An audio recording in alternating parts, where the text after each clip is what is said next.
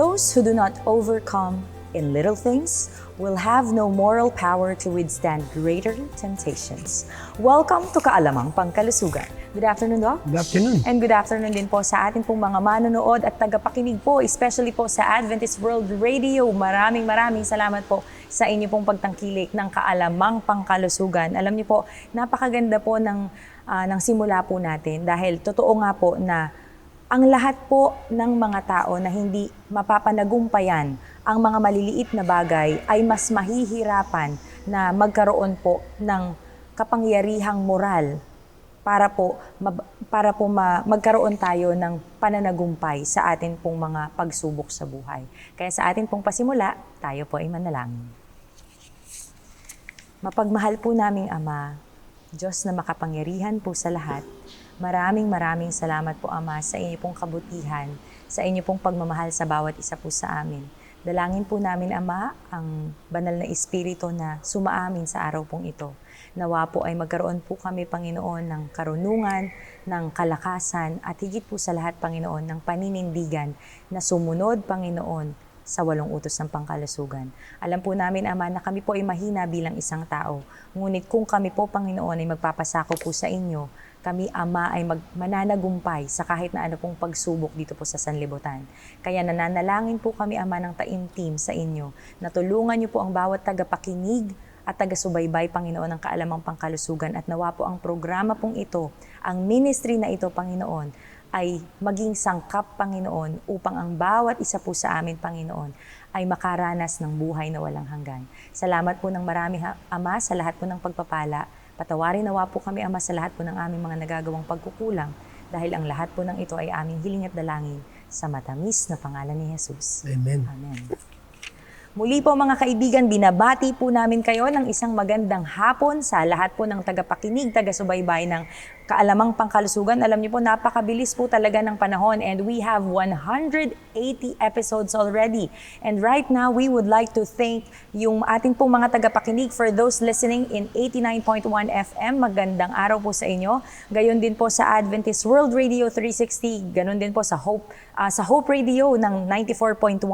At gayon din po sa ating pong mga nanonood dyan po sa GSA Channel 37 at gayon din po sa ating pong local channel 35. Gayon din naman po sa ating pong mga online viewers ng Facebook page at ang ating pong YouTube channel. Nawa po ay mag-subscribe po kayo upang pwede rin po kayong team replay. Ayan, sa ating pong mga gusto po na makapanood ng ating pong mga first episode, yung ating pong mga past episodes na talaga nga namang pinakaabang-abangan nga naman po ng ating pong mga ibang mga taga-subaybay. Ayan. Alam niyo po sa ating pong mga manonood, napakaganda pong pagmasdan na lahat tayo, sama-sama, lahat tayo nagtatapikan para magkaroon ng isang malusog na pangangatawan. Katulad Dok, di ba, ng mga nakaraang episodes natin, pinag-uusapan kasi natin dito yung mga essential, ibig sabihin yung mga mahalagang bagay ng ating pong buhay. And right now, we're going to talk about the futile attempt to reform gradually. Kasi last time, Doc, di ba, nung last episode natin, pinag-usapan natin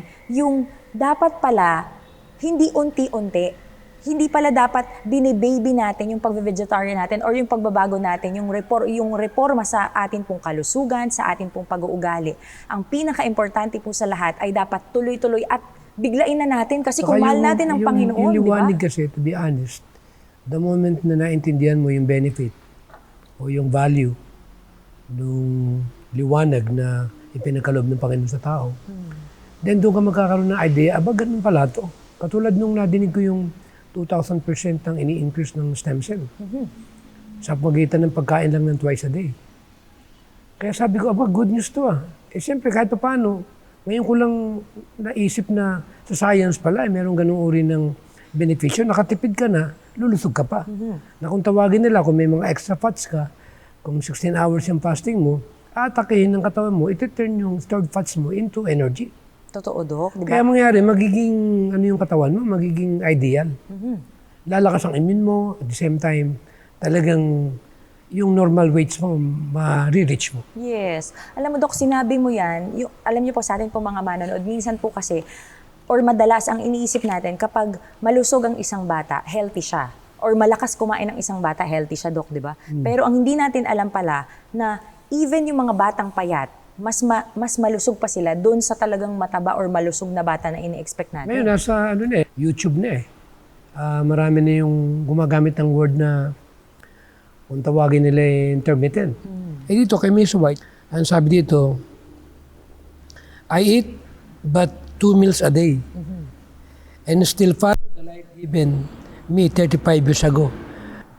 So, hindi ganun kadaling kumain ng 2 beses maghapon. Totoo, Dok. Naranasan ko yun eh. Yung tipong magugutom ka talaga sa atin pong mga manonood, lalo na paggabi, Dok.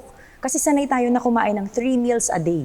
And alam niyo po, sa atin po mga manonood, kasi marami nagme-message sa akin kung paano daw ba mag-start na yung 2 meals a day. Alam niyo po, I started na 2 meals ako na nagra-rice ako, morning and then lunch. Tapos yung gabi ko, doon ako kakain ngayon ng prutas lang, Dok.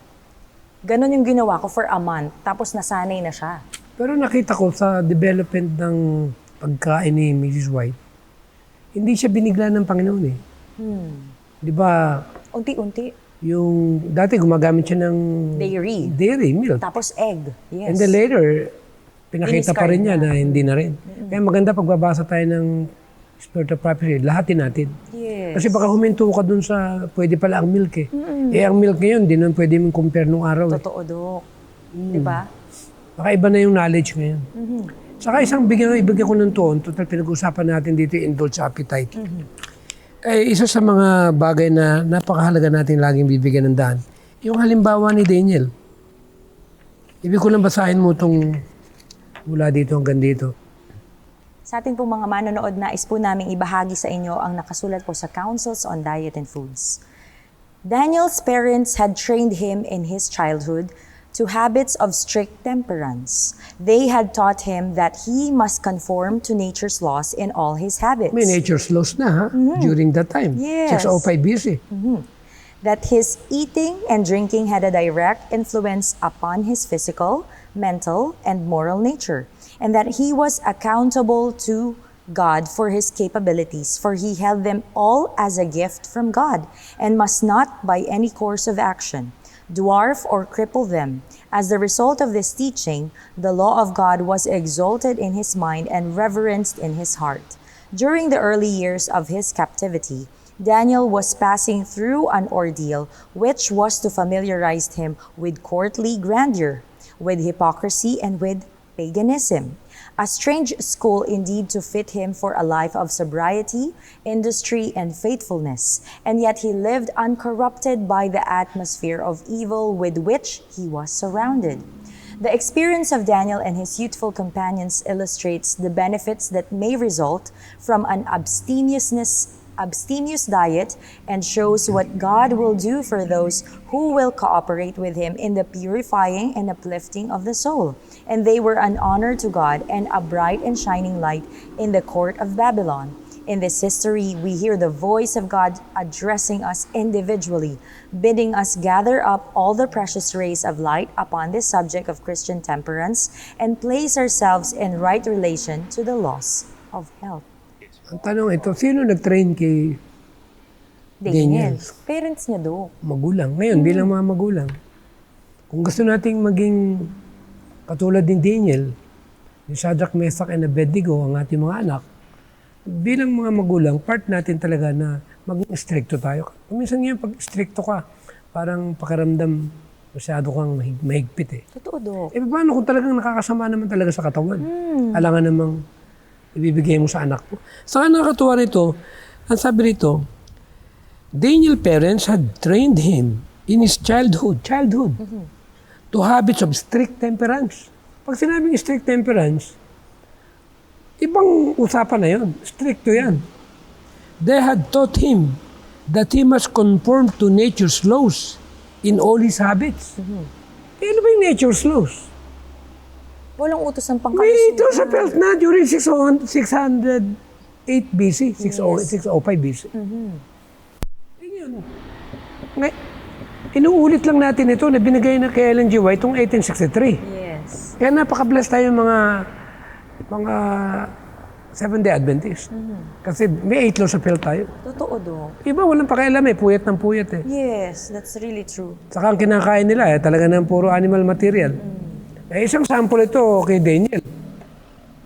Kasama pala sa ito sa Felt, ang vegetarian. Amen. Vegetarian si Daniel eh. Yes, hindi talaga kahit na So, ngayon ang binigyan tanong, siya. vegetarian si Daniel. Ang tanong, kamusta yung magulang niya? Eh, for sure, Dok, kung ganun ang training sa kanya, vegetarian din ang Vegetarian. magulang. Yun ang pinapoint natin. Kaya kung sasabihin nila, bago ang magbe-vegetarian, hindi totoo yan. Kasi hindi mo matuturo sa iba Libong taon kung nang wala ka lumipas. nun. Ba, isipin mo, 605 BC. Magsi 6,000 na tayo. May higit 5,000 na taon na ang lumilipas. Yes. Na alam na ni Daniel ang 8 laws of it. Kaya kita mo yung mga katawan nila. Sabi nga ni nung hari pumili kayo ng mga makikisig at guwapo at matatalino. Totoo. Yung nakita yung mga vegetarian. Kaya nga, di ba, Kaya pala, Dok? nakakagwapo pala yung mag-vegetarian. Amen, amen. Gusto ko yun.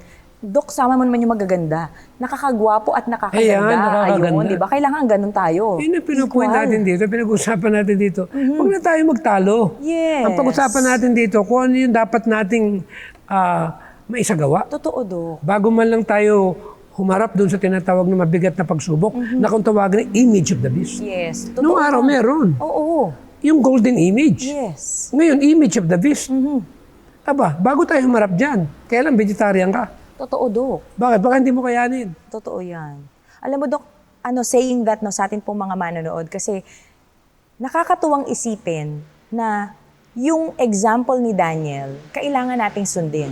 Pero alam niyo po sa atin pong mga manonood, nais din po naming ibahagi po sa inyo ngayon yung mga messages and komento ng atin pong ilang mga viewers na nag-message po sa atin via YouTube channel po natin. Kasi alam mo, Dok, Ang nakakatuwa mabigat to. nito, hinuhulog sa lions din. Yun nga, Dok. Ang tanong. Oh, Kinain ba ng leon? hindi. Bakit? Vegetarian eh. Amen. Kasi ipoproteksyonan ka eh. Totoo. Kasi alam mo, naalala ko yung manok. Bakit?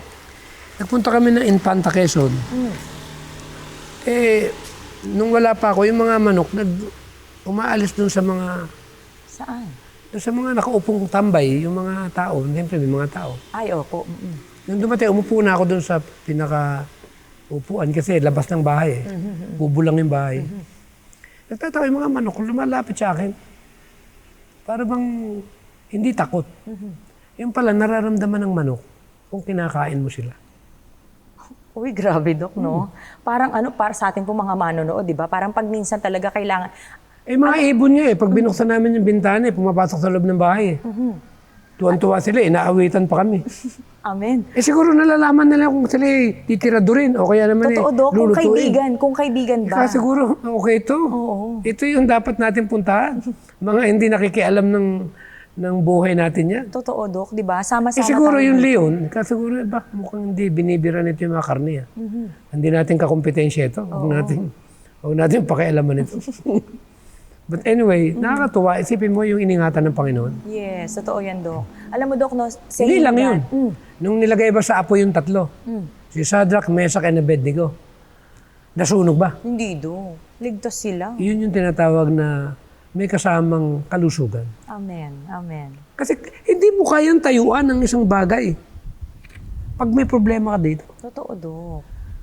pag may sakit ka, magkakaroon ng disorder yung brain mo. Yes. Kaya yun yung point natin dito na talagang balik na lang tayo sa kung ano yung nakalagay. Totoo. At huwag na tayong humirit pa.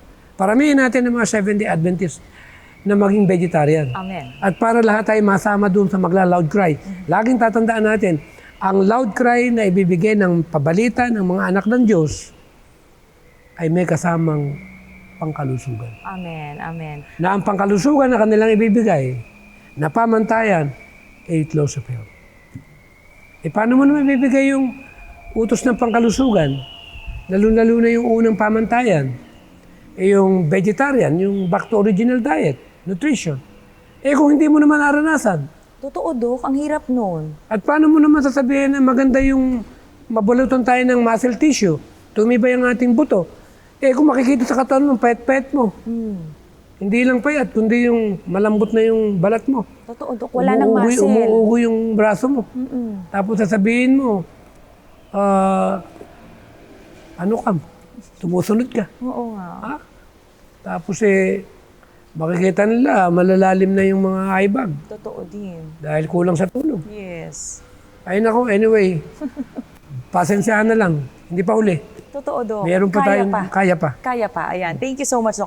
Alam mo, Dok, yung example talaga na yan ni Daniel at saka nung tatlong Hebrew boys talaga sa atin pong mga manonood, ay isang example lamang po na kaya din po nating gawin kasi nakaya nila.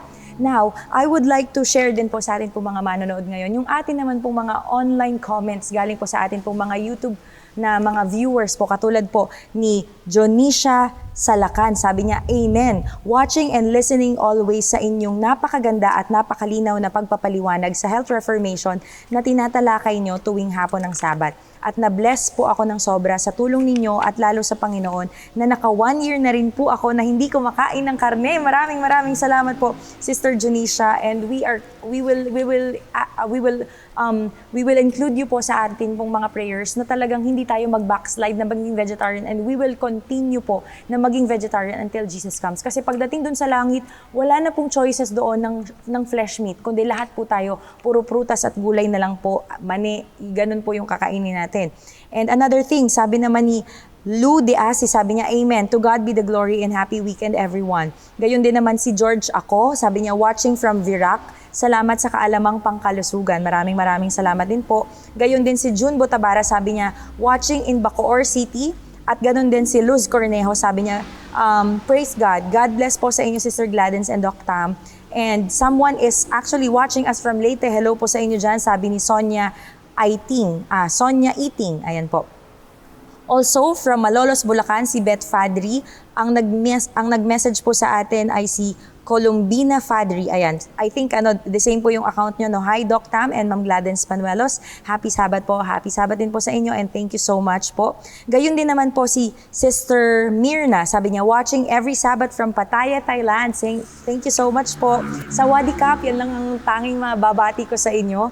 So, we hope na lahat po tayong wherever we are, whatever countries we are at right now, ay nandun yung passion talaga natin na ibahagi po sa lahat po ng mga nakikinig, mga nanonood, especially Adventist World Radio 89.1 FM, sa atin po mga tagapakinig. Here's our number, down below po, pwede po kayong tumawag at mag-message po dyan, 0917-572-4601, 0917-572-4601, and gayon din naman po ang ating pong mga kaibigan na nag-message po sa atin, katulad nila Johanna, sila Donalyn Sanchez. Ayan, maraming salamat po sa inyo pong pagtangkilig ng kaalamang pangkalusugan via YouTube page po natin. So, thank you so much po sa lahat. Alam mo, Dok, ang sarap talagang pag-usapan ng kalusugan, especially po kung tayo po ay susunod. And we would like to share with you Counsels on Diet and Foods, page 147. It says there, since the first surrender to appetite, mankind have been growing more and more self-indulgent. Until health has been sacrificed, the inhabitants of the antediluvian world were intemperate in eating and drinking. Ano sabi doon? Sa Luke 21 and Matthew 24, na people are eating, drinking, marrying, building. Pero hindi nila alam na padating na yung baha. Alam ba na in-illustrate sa Matthew 24 na yung lahat ng mga palatandaan at yung nakalagay sa aklat ng Daniel at ang aklat ng Apokalipsis, ay kitang-kita natin yung katuparan. Na lahat ng mga kakaibang mga pangyayari sa ating mundo ay nagpapaalala kung well-versed ka sa tinatawag na mga hula na binigay ng Panginoon sa mga anak niya. Alam mo ng panahon natin ay totoong napaka-iksi na. Yes. Ang tanong, ano ang ating gagawin? Di ba dapat tayo magsipaghanda? Na unang-una nating isipin ang produkto na dadatnan ng Panginoon. Di ba sa Christ Object when the character of Christ perfectly reproduced within His people, then He will come to claim His people as His own. So ang tanong, ang character formations na binanggit nga dito tungkol sa bahagi ng pag-develop ng wise virgin, ay merong nabasa ako dito sa Last Haven. Di ba, gusto natin, paano ba magbago? Paano ba magkaroon ng character building? Eh lahat naman talaga, yun ang dapat desire ng Di ba yun ang desire ng Panginoon? Binasa natin nung opo. the last time? Mhm. Na magkaroon tayo ng kasakdalan, Perfect kalusugan, character, yes. kabuuan, physical, mental. Ngayon dito, may nakalagay rito. Sa page 97 ng health. Last day Last day events. Ang sabi, character development easier in the country. Oo, mas Kaya mabilis. kung ikaw ay nasa siyudad, siguro basahin mo ito. Yan, saka yan. Pinag-usapan natin dito, preparation eh. Sa ating po mga manonood, nais po namin ibahagi sa inyo ang nasa last day events. Rich blessings in a natural environment. We say again, out of the cities. Do not consider it a great deprivation that you must go into the hills and mountains, but seek for that retirement where you can be alone with God, to learn His will and way. I urge our people to make it their life work to seek for spirituality. Christ is at the door. This is why I say to our people, do not consider it a privation when you are called to leave the cities and move out into the country places. Here there await rich blessings for those who will grasp them. By beholding the scenes of nature, the works of the Creator, by studying God's handiwork, imperceptibly you will be changed into the same image. Ang ganda po, ano? And let's continue. The character development easier in the country. Ibig sabihin yung wala po sa syudad. Parents flock with their families to the cities because they fancy it easier to obtain a livelihood there than in the country. The children, having nothing to do when not in school, obtain a street education. From evil associates, they acquire habits of vice and dissipation, and send the children to schools located in the city, where every phase of temptation is waiting to attract and demoralize them, and the work of character building is tenfold harder for both parents and children. Naku, ang sakit nito, Dok, pagdating sa mga magulang at mga anak kasi family yung sisirain ng kaaway doon po sa syudad. The cities are filled with temptation. We should plan our work in such a way as to keep our young people as far as possible from this contamination. It is time for our people to take their families from the cities into more retired localities. Else, many of the youth and many also of their older in years will be ensnared and taken by the enemy. And there is not one family in 100 who will be improved physically, mentally, or spiritually by residing in the city. Faith, hope, love, happiness can far better be gained in retired places. And where there are fields and hills and trees, take your children away from the sights and sounds of the city, away from the rattle and din of streetcars and teams, and their minds will become more healthy. It will be found easier to bring home to their hearts the truth of the Word of God. Ang tanong dito, Ay, ang ganda, ang pagkasabi niyan, walang isa Yes. sa isang daan ang makakabuo ng physical, mental, and spiritual. Totoo. Napaka-bless ka pagka nagawa mo yung gusto mo. Sangayon doon. Kaya ako umalis ng LA. Kasi itong America, modern city yan. Talagang lahat delivered yan. At wala kang sariling masasabi mong nature kasi talagang buildings na. At halos ang mga bahay, tabi-tabi na lang. At nakakita ko yung ebidensya at benepisyo na talagang darating ang panahon talaga na pagdating na yung binanggit niyan din yun when the time comes when the buying and selling will become Unavailable. it becomes difficult, then you will have a chance to make your own provision. Yes, totoo, Dok. At magagawa lang natin yun kung nandoon tayo sa Ngayon, ang tanong, gusto mo bang countryside. i-challenge yung not 1 in 100? Parang imposible na physical, mental Yes, totoo, Kaya kung Dok. nag-iisip ko, bakit pa ako gusto ko magbago pero hindi ko mabago yung sarili ko? Bakit yung laging may sakit ako? Yes. Paano yung hangin? Yung Hindi fresh. polluted? Aircon. Polluted. Totoo, Dok. Kaya ang tanong, individual uli ito. Kaya sabihin natin, mahirap pag-vegetarian. Mas mahirap umalis sa city. Totoo, Dok. Kasi ang daming Lalo na kung nandun distraction. yung bahay mo. Nandun yung hanap buhay mo. Mga kaibigan. Kaibigan mo. Nandun ka pa sa material na gusto mo laging in ka at nasa trend. Kaya nga talagang wala tayong magagawa. Pasensyahan tayo dahil napakarami nating kapatiran o mga kapwa natin Pilipino sa syudad. Totoo, Dok. Kaya pag dumadating yung baha, Naku, kaya yung lubog mga talaga. lumalakad doon, kaya prone sila doon sa... Leptospirosis. Naku, di ba? Yung mga ihi ng daga. Yan, sa ating Kaya pong mga yung manonood. pinapoint natin dito na isang bahagi na dapat nating malaman ito. Kaya sabi, again and again na naman, Kaya nga, di ba, Dok, ibig sabihin talaga nangungulit sa atin ng Panginoon. the Lord has instructed that our people are to take their families away from the cities into the country where they can raise their own provision, for in the future, the problem of buying and selling will be a very serious one. We should now begin to heed the instruction given us over and over again. Get out of the cities into rural districts where the houses are not crowded closely together and where you will be free from the intemperance of enemies. Amen. Ngayon, ang tanong natin dito, kailan sinulat ito? Naku, matagal na, Dok.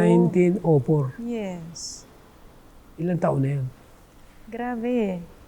Kaya si Miss White, pag pumunta ka sa lugar na tinitiran niya, nung panahon na yun, hindi naman crowded ang bahay. Totoo, Pero Dok. alam yung tirahan niya sa Wala. California, El7, nasa taas ng hill yung bundok yung bahay niya.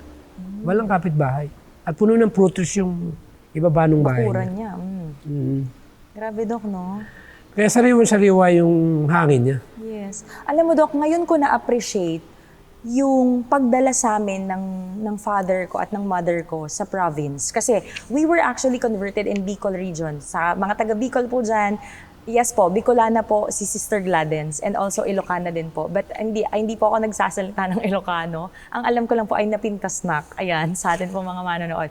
Pero sa Bicol po, umuwi kami doon way back 1999 and that was the time na na-convert kami as Adventist without knowing that may background pala kami sa pagiging Adventist. Now, alam niyo po, doon nakaranas kami kasi from Manila, nakaranas kami talaga na tutulong kami sa gawaing bahay, magluluto, maglilinis ng bahay, mag-iigib ng tubig, magwawalis ng bakuran, mawawalan ng kuryente, walang cartoons, walang electricity pag minsan, tapos nandun ka sa kalagitnaan ng, meron kalamansian, nandun ka sa isang farm, na parang punong-puno ng mga kuliglig, na parang gusto mo nang bumalik. Parang gusto mo nang bumalik sa syudad kasi doon ka nasanay. But you know what? Now is the time na nare-reap namin yon. Kung paano kami napalaki when we were young, doon ako personally, kasi I can't speak for my two brothers, but this is what I saw and this is what I've experienced na ang laking bagay kapag ang isang bata, ang isang paslit, ay lumaki sa hindi syudad na environment. Because, anong sabi po dun sa last day events, mako-corrupt, ma-demoralize because we have this good moral. While growing up, maganda yung moral natin, yung nature natin, if we have a good environment. And we can only have a good environment if we are raised in the countryside. Kasi doon, parents mo kasama mo, yung mga hayop sa paligid mo, yung nature na kasama mo, na kalmado lang. Unlike in the city, na ang buhay, Dok, ay sobrang busy, Ito pa. sobrang polluted, Sabi pa sobrang rin, traffic. Tuloy natin. Sige, Dok. It was written during 1906.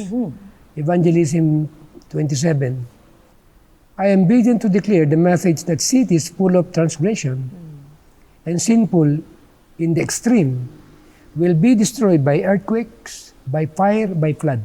Grabe, Dok. Puro calamities. Ang point natin dito, di ba marami nang nasasabi na may hitay ng big one anytime. Yes, totoo. The big earthquake. Ngayon, ang tanong, sa tingin mo kaya kung nasa kalagitnaan ka ng city, walang collateral damage ka rito? Samantalang binigyan ka na ng Panginoon ng paalala.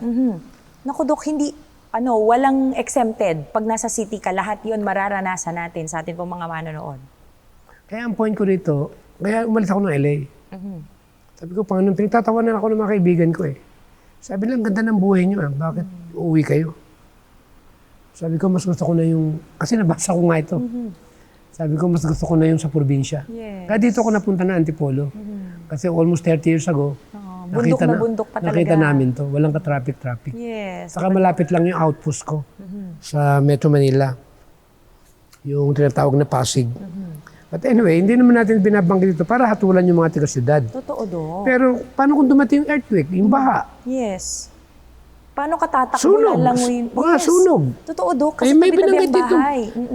May sunog na binanggit. Aba, napakahirap. Hindi pa dumadating yung, ano tawag doon, yung, di ba susunugin yung mga makasalanan? Oy, totoo, Dok. Yes. Kaya napakagandang pag-usapan itong mga ganitong uri ng bahagi. Dahil kung hindi natin ito bibigyan ng daan.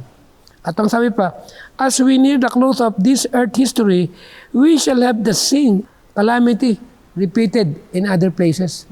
Alam mo, Dok, nakakatakot pag pinakinggan natin. But you know what? The reason why we are reading this and we are sharing this, kasi ito yung tinatawag ng Panginoon na nagbigay ako sa inyo ng libro eh. The Bible, the Spirit of Prophecy, you have to read it para malaman nyo na you need to prepare for something big. And one thing na gusto po namin na ibahagi po sa inyo is written in Counsels on Diet and Foods. And it is written there, one of the strongest temptations that man has to meet is upon the point of appetite, ang ating pong pagkain. In the beginning, the Lord made man upright. He was created with a perfectly balanced mind, the size and strength of all his organs being fully and harmoniously developed. But through the seductions of the wily foe, the prohibition of God was disregarded, and the laws of nature wrought out their full penalty. Nakita po natin, ang ganda ng pagkakreate sa atin. Even Adam and Eve, mas matangkad siya sa atin. But when sin came, ano po nangyari? Lumiit ang tao. Nagkaroon po ng depreciation kumbaga sa atin pong kumbaga yung price natin. So, ibig sabihin, tayo pong mga tao, kailangan po nating sumunod sa batas ng pangkalusugan na ibinigay po sa atin ng Panginoon para ma-reach ulit natin yung katulad ng kasing ganda ni Eva, kasing guwapo ni Adan, yung height ni Adan, yung height ni Eva, kung gaano kaganda yung balat nila, kung gaano sila binless ng Panginoon because they are perfect when God created them.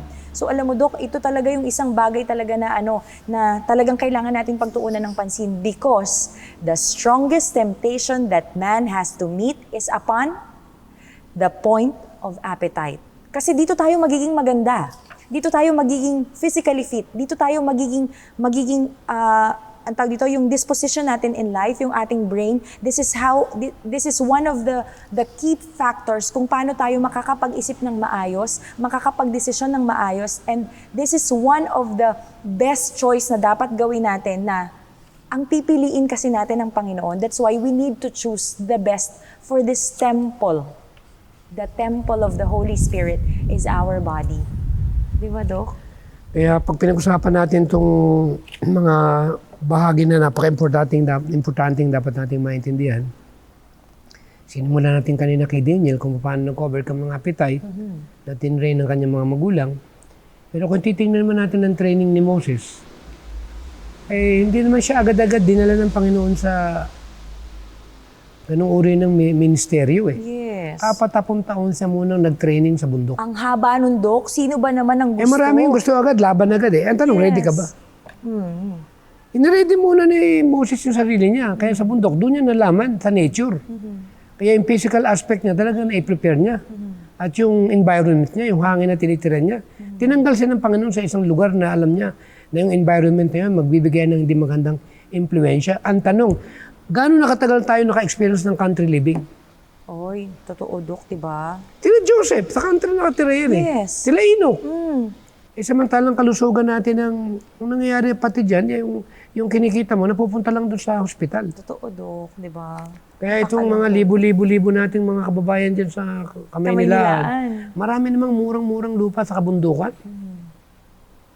At kung walang-wala ng pera, maraming katutubo na pamamigay lang. Ang point natin dito, gumawa tayo ng aksyon. Isa sa pinakahamon talaga sa bawat isa sa atin is the courage to do something for the Lord. And that is to live in the countryside. Naghahanda na po ba tayo na manirahan doon? Kailan? Yun ang tanong. Kasi Dok, di ba, yun yung tanong doon eh. Kailan ka naghahanda? Ngayon? Bukas? Sa susunod na taon? Sa susunod na buwan? Kailan po? Another millennium? Another COVID? Hindi ganun eh. Kailangan ngayon na po tayo umaksyon because again and again, the Lord is calling us. The Lord is reminding us na anak, balik ka na. Kailangan mong bumalik sa orihinal na nais ko para sa'yo. Kasi doon tayo makakakamit ng Christian perfection ng character natin. And now, alam mo Dok, ang ganda kasi nung topic natin na talagang the futile attempt to reform gradually. Kasi hindi pointless Pointless yung ibig sabihin ng futile attempt. Ibig sabihin, sabi po dito sa Councils on Diet and Foods, some say when an effort is made to enlighten them on this point, like example po, yung using ng liquor, this is written in Councils on Diet and Foods and we are just reading it. Ang sabi po dito, yung paggamit daw po ng alcohol, yung liquor natin, yung mga inumin natin, katulad ng paninigarilyo, yung tobacco natin, I will leave off by degrees. But Satan laughs at all such decisions. Ang sabi ni Mrs. Ellen White, tumatawa, pinagtatawanan tayo ni Satan kapag tayo ay gumagamit ng mga ganitong klaseng bagay. He says they are secure in my power. Sabi ni Satan yun. I have no fear of them on that ground. Ibig sabihin, he knows that he has no power over the man who, when sinners entice him, has moral courage to say no squarely and positively. Such a one has dismissed the companionship of the devil, and as long as he holds to Jesus Christ, he is safe. He stands where heavenly angels can connect with him, giving him moral power to overcome. Isipin mo, Dok, iingatan tayo ng Panginoon. Kaya nga doon sa binasa mo kanina sa Councils on Diet, yung desire ng Panginoon sa atin, yung regalo ng Panginoon sa atin ay yung kasakdalan. Yes. At kasama yung kalusugan. Kaya pag nawala tayong kalusugan, ibig sabihin kulang. Totoo. Yung tinatawag na bahagi. Hindi kumpleto. Kaya nga kanina, di ba nabanggit mo yung not 1 in 100 Yes. are able to develop physical, mental, and spiritual who are residing in where? In the city. In the city, totoo, Dok. So bakit binanggit yun? Pinaliwanag dito na yung palang tatak o selyo ng Panginoon na hindi ibibigay pagka hindi ready yung produkto. Kasi nalaman ko yun kasi di ba may mga gumagawa ng product. Yes. Sinisiguro nila yung laman ng produkto nandun na lahat. Totoo. Yung may Bago yan quality. lagyan ng label. Yes. At bago takpan. At pagka yun nandun at kumpleto na, siselyuhan. So ganito ang sabi dito sa 7 BC, 970. It was written 1895. And sabi, the seal of the living God will be placed upon those only who bear a likeness of Christ in character. Ito yung wise virgin. Ito yung nakadevelop. Yes. Kaya sabi pa, those who receive the seal of the living God and are protected in the time of trouble must reflect the image of Jesus fully. Amen. Early writings, page 71. So, hindi presumption ito, o kung tawagin natin ito yung mga, ano tawag dito, yung mga bahala na. Yes. So, Napakalinaw nung sabi, yung lahat daw ng tatanggap ng tinatawag na selyo ng ating Panginoon na poprotektahan sa paano ng Jacob's trouble, ay yung larawan daw ni Kristo ay makikita puli. Yan yung ugali ng Panginoon sa Kristo. Mahal niya yung hindi ka ibig-ibig. totoo, Dok. Mamahalin mo yung Judas. Yes. Yung magnanakaw. Yung Mamahalin mo sinungaling. yung mga hindi ka ibig. Alam mo na. Totoo. Lahat. Ngayon, ang tanong, yun yung dapat nating Mahalin. gawin habang tayo nag-iintay. Totoo, Pero no? hindi magagawa yan pag wala ka sa probinsya. Yes. Oo. Hindi tayo Mahirap magkakaroon. talaga sa city. Totoo, Dok. Mainitin ang ulo mo dyan dahil yung hangin dyan talagang Yes. nakakainit At ang saka ulo. maingay din dahil sobrang Saka sa traffic. traffic na polluted. lang. Totoo, Dok. Di ba? Yung ingay na lang. Walang Kaya nga, kapayapaan. may kanta nga na tayo no, sa Antipolo. At doy, mamasyal tayo. Masosyal tayo. Alam mo, Dok, ang sarap talagang, sa totoo lang, every time po, ako po ay magko-confess na sa inyo, mga kaibigan. Bato-bato sa langit. Oo. Wala tayong magagawa. Totoo, Dok. Maraming baha dyan, pretty soon. Yes. Katulad sa Tacloban, di ba in-announce na mayroong darating na matinding bagyo? Anong ginawa ng mga tao? Binaliwala. Nagbibilyar, nagma-1, Yes. nagiinuman. Eh nung dumating bigla yung tubig, Wala sila nagawa kasi hindi sila nakahanda. ang tanong, marami bang namatay? Yes, Dok. Ang tanong, hindi ba tayo binibigyan ng paalala? Binibigyan. Ng Espiritu ng Pangula? Binibigyan, At Dok.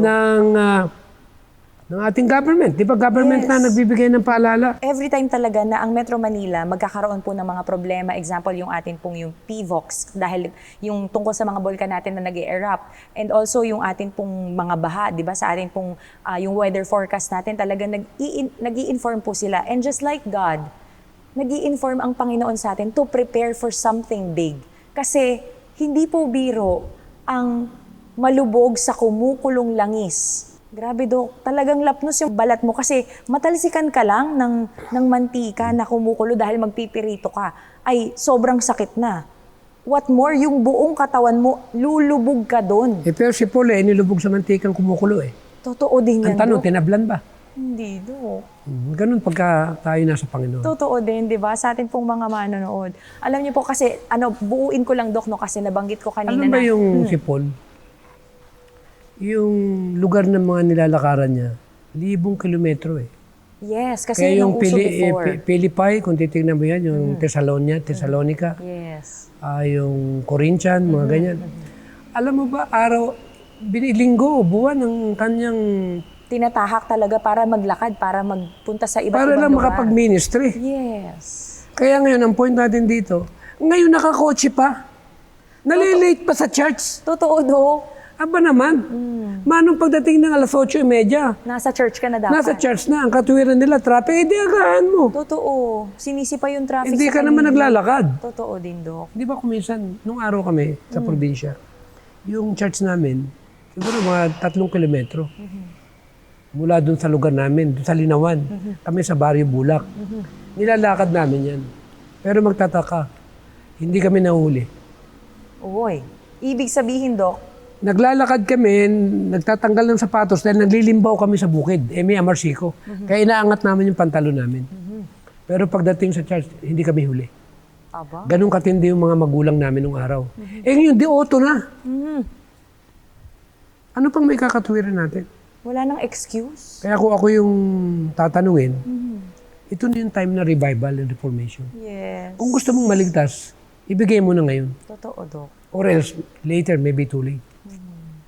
Pasensya na medyo kumati yung lalamunan ko kanina. Sarami ka nang kinakausap ko kasi.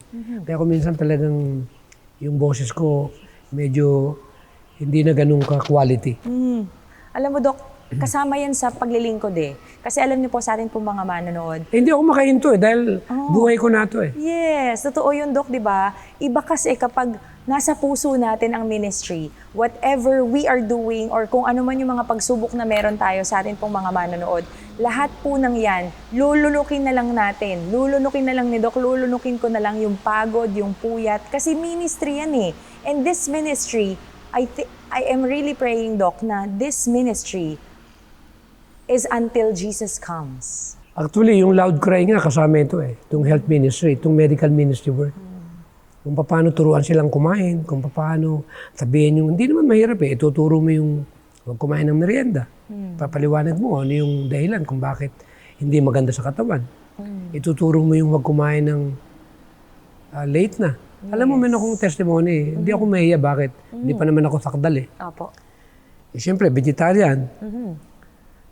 Sanay kami na hindi na kumakain ng hapunan.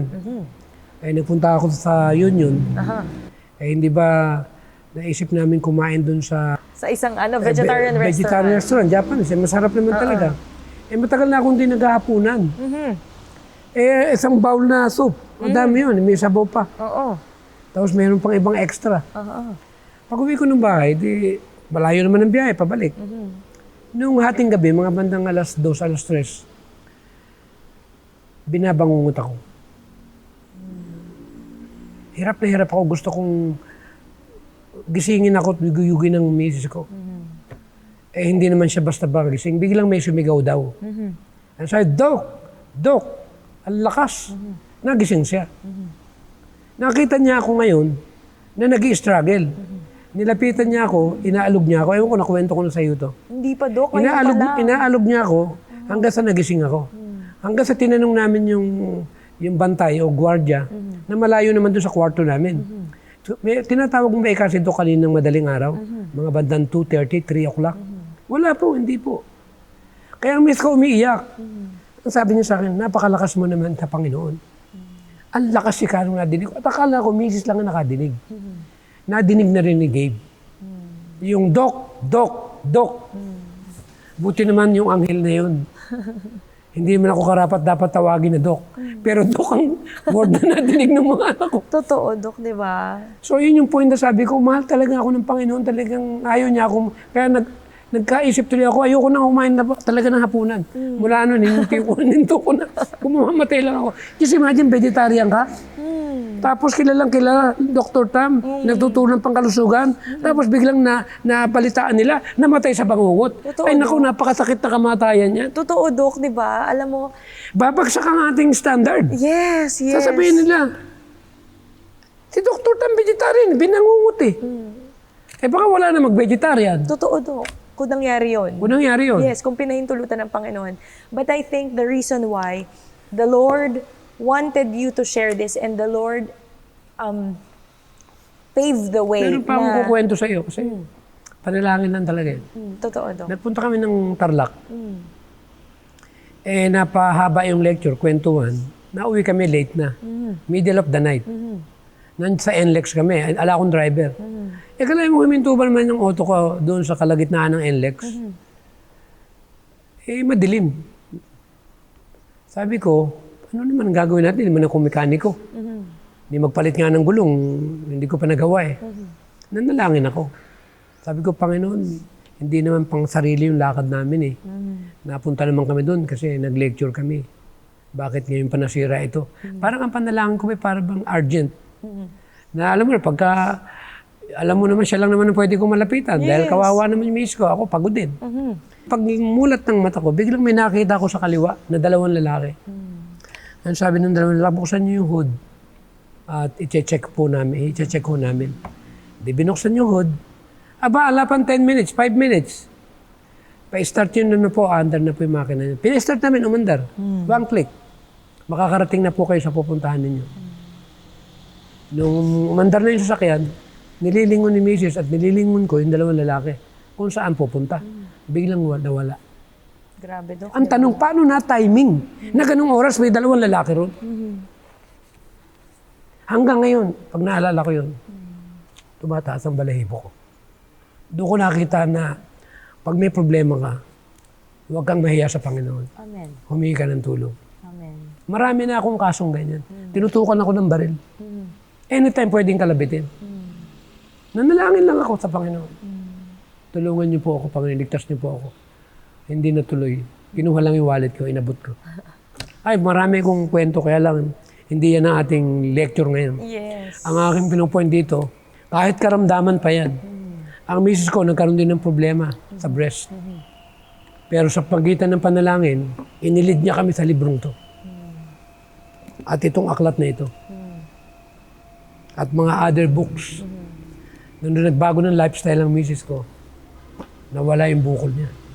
Yung pala, ang pantanggal ng bukol, kumain ka ng tama. Amen. Amen. Magpalit ka ng DNA. Yes. Palitan mo yung laman ng DNA mo. At magtanim ka ng panibago. At tutubuan ka ng bagong organ. Yes. Kaya kahit anumang problema yan, walang reason para hindi kayang pagalingin ng Panginoon yan. Kaya yung mga kapatiran natin o mga kababayan natin na may mga karamdaman, huwag kayong mawawala ng hope. Walang sakit na hindi gumagaling. Basta willing kang sumunod. Amen. Siguro maganda, bago tayo matapos, basahin lang natin itong paalala lang uli. Alam mo naman, paalala gamot. Ito yung gusto ng Panginoon na magawa natin. Lalo na pag tayo may mga karamdaman. Yung panalangin ng may sakit. Sa atin po mga manonood, nais po namin ibahagi po sa inyo ang nasa Counsels on Diet and Foods. Many have expected that God would keep them from sickness merely because they have asked Him to do so. But God did not regard their prayers because their faith was not made perfect by works. God will not work a miracle to keep those from sickness who have no care for themselves, but are continually violating the laws of health and make no efforts to prevent disease. When we do all we can on our part to have health, then may we expect that the blessed results will follow, and we can ask God in faith to bless our efforts for the preservation of health. He will then answer our prayer, if His name can be glorified thereby. But let all understand that they have a work to do. God will not work in a miraculous manner to preserve the health of persons who are taking a sure course to make themselves sick by their careless inattention to the loss of health. Alam mo, Dok, yun pa lang, pampagising na. And also, we would like to share with you, page 162 of the same book. The Lord has chosen you to do His work. And if you work carefully, prudently, and bring your habits of eating in strict control to knowledge and reason, you would have many more pleasant, comfortable hours than if you acted unwisely. Put on the brakes, hold your appetite under strict charge, and then leave yourself in the hands of God. Prolong your life by careful supervision of yourself. Pwede palang pahabain. Yes. Si Daniel, di ba, stricto ang magulang niya. Totoo, Dok. At ang mga kabataan ito, stricto rin. Isipin mo, pwede kang parusahan ng king, pero hindi nila kinatakutan. Sila pa yung ginamit ng Panginoon. Sa atin po mga manonood, ang lahat ng experiences po natin, kanina narinig natin yung experiences ni Doc, nagbahagi din ako ng experiences ko. Lahat ng mga experiences po natin, lahat ng yun ang magiging oil ng isang wise virgin. Yun ang magiging oil dun sa lamp na kakailanganin natin pagdating niya. Because those experiences will never be shared by someone na hindi po naka-experience nun. Lahat ng mga miracle or parang extravagant or parang extraordinary na mga experiences ni Doc or ng experiences ko or ng experiences nyo, lahat po ng iyon ay gagamitin ng Panginoon at pinapahintulot niya para marinig ng ibang tao, para maibahagi natin sa ibang tao. Because God knows that our experiences can be turned miracles to someone's life. Ngayon po mga kaibigan, ang tanong po namin sa inyo, it is pointless or is it pointless na magdahan-dahan tayo to become a vegetarian and follow the Lord now? Or mas magiging masaya kaya ang Panginoon kung tayo ngayon ay abrupt, mabilis na susunod sa Kanya pagdating sa 8 utos Amen. ng pangkalusugan. Paano kung madali ka ng mad cow? Yes. Di ba yung mad cow, mahipo mo lang yung mga giniling na patay na hayop, Totoo, pinapakain sa baka. Kasi yung mga dead animals, what they do, they collected it and bring it into rendering plant and then they process it and turn it into bone meal. So ang cause nito, nagkakaroon ng mad cow, inuuntog ng ulo ng baka sa dinding yung ulo nila hanggang mamatay. Totoo. At pag nagkaroon ka ng bahagi nitong laman, nitong bakang ito, magkakaroon ka rin ng tinatawag na sakit ng neurological disorder. Ang tawag ng brain spongiform. Magiging malimutin ka. Sa ngayon nga rin sa libro ng Meet International Crisis, yung sakit na Alzheimer ay isa rin ito sa pinanggagalingan. Yes, totoo, Dok, di ba? Kaya, Paano kung yun ang matapatan mo? Dahil hinihinay-hinay mo. May merong mad chicken. yes. May mad cow. Merong Werlins. Alam mo yung Werlins disease? Ano yun, Dok? Ito yung mad fish. O, diba? Yung sakit sa utak ng isda. Kasi ang pinapakain sa isda ngayon, mga pellets na rin. Yes, di ba, Dok? Ang hirap yung mga So, ang pinapoint natin dito, paano kung alam nyo nga natin 10 times na ngayon makukuha mo na sakit doon sa mga pagkain ng mga animals, ng hayop. Pangalawa, naging cause pa ng pagkasira ng pangunawa, ng brain. Kaya siguro, i-pray natin sa Panginoon, wala namang mahirap Totoo, Dok. pag ang Panginoon na siyang tumulong sa atin. Amen. Pero hindi natin ginagamit ito para hatulan. Yes. O kaya naman magkaroon drastic na tinatawag na nakapamaraanan. Kundi idalangin natin sa Panginoon, nabigyan tayo ng kalakasan, na sama-sama nating itayo ang pamantayan na regalo ng pangkalusugan at makabuo na tayo ng tinatawag na larawan ng Panginoon at makauwi na tayo in a little while, we're going home. Thank you so much, Doc. Sa atin pong pagtatapos, sa atin pong mga manonood, nais po naming iwanan sa inyo ang nakasulat po sa The Ministry of Healing. Carefully consider your diet. Study from cause to effect. Cultivate self-control. Keep appetite under the control of reason. Never abuse the stomach by overeating, but do not deprive yourself of the wholesome, palatable food that health demands. Sa atin pong pagtatapos, tayo po'y mananalangin kasama po ni Doc Tam. Nakailan namin Diyos, muli po kaming nagagalak at nagpupuri, nagpapasalamat Dahil sa aming kaunting bahagi, ay kami patuloy niyong napapaalalahanan na hindi namin may pagkakaloob ang pabalita ng pangkalusugan kung hindi namin ito maipapakilala sa pamagitan na ito ay aming maranasan at aming may sakabuhayan ang bawat liwanag na inyong binibigay. Tulungan kami, Panginoon, na magkaroon kami ng kalayaan ng mga maling mga nakasanayan at kami makapagsimula ng panibagong buhay. Lalo-lalo na, Panginoon, ang aming mga nagsisipakinig ng aming tanging kahilingan, Panginoon. Palawakin po ninyo ang bawat kaisipan ng nakikinig ng kaalaman pangkalusugan at aming bigyan ng pagpapahalaga ang kayamanan na ibig ng aming Panginoon ay aming maintindihan kung paano kami nagkaroon ng bahagi sa sanlibutan na aming matunghayan ang kapangyarihan at hiwaga ng buhay na kayo ang siyang nagbigay. Patawarin kami sa aming mga kasalanan. Patuloy niyo kaming pagkalooban ng buhay at kalakasan na ito'y nakasalalay sa inyong kapangyarihan. Pagpalain ng programang ito at lahat ng mga anak po ninyo na nangunguna sa iglesyang ito. Mahalin namin ang aming mga kaibigan, mahalin ang aming mga kapitbahay, mga mahal sa buhay, at mahalin namin lahat kahit hindi man sila kaibig-ibig. Mahalin namin dahil ito po ang larawan ng aming manlalalang. Maraming salamat po, Panginoon. Pagalingin ang lahat ng mga karamdaman ng mga nabibigatan, lalo-lalo na yung mga nakikinig ngayon. Ipuin sila ng kapangyarihan ng inyong banal na kamay at sama-sama kami na aming maipakilala ang aming Panginoon sa pagitan ng ganitong uri ng katotohanan.